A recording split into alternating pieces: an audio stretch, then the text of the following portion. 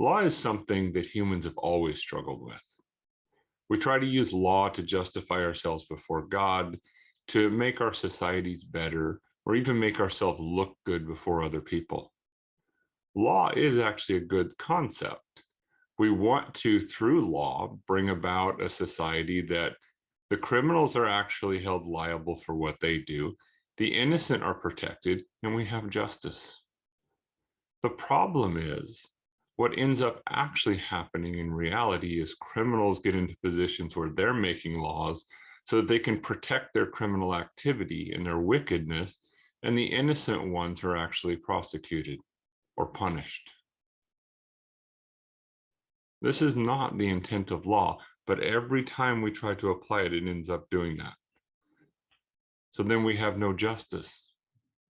Now, the reason for this is we as humans actually have a corruption within us that when we put law on it actually does the exact opposite of what we would expect it to do.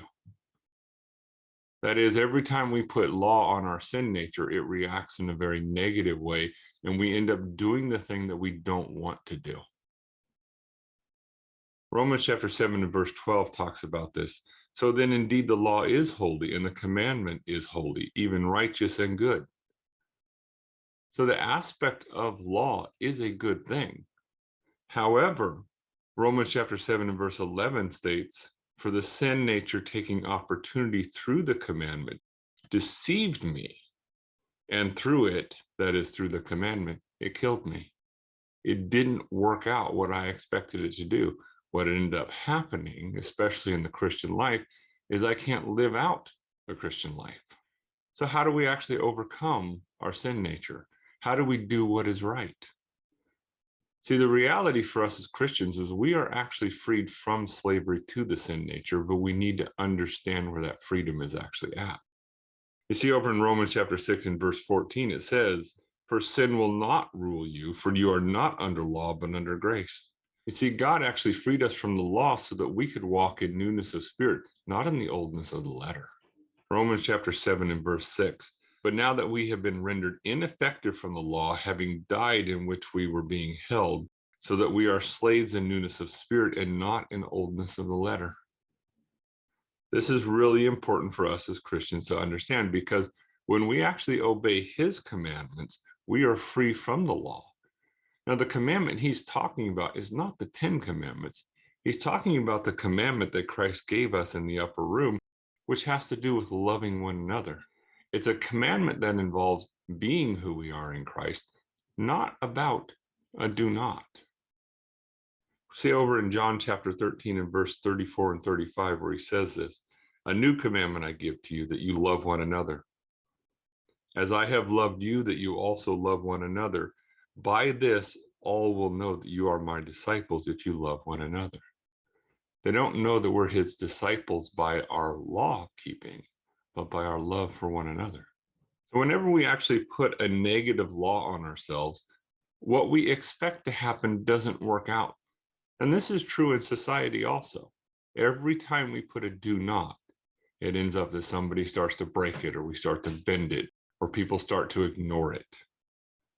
Take, for example, simply dieting. Dieting for some people can be a very hard thing. And it's because they're looking at the do not. I cannot have this, I cannot have that. They're not looking at changing the lifestyle and paying attention to what they want to do. That is, why am I dieting? I'm dieting to be healthy. So what am I going to do to actually be healthy? I'm not looking at the do not, I'm looking at the do.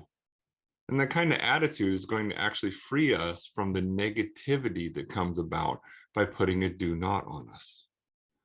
We begin to focus on what we are being. That is, I want to be healthy, not about not doing something.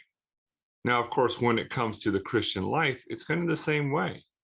We deal with issues in our lives all day long that oftentimes conflict with who we are in Christ and how we actually want to live a righteous life before God.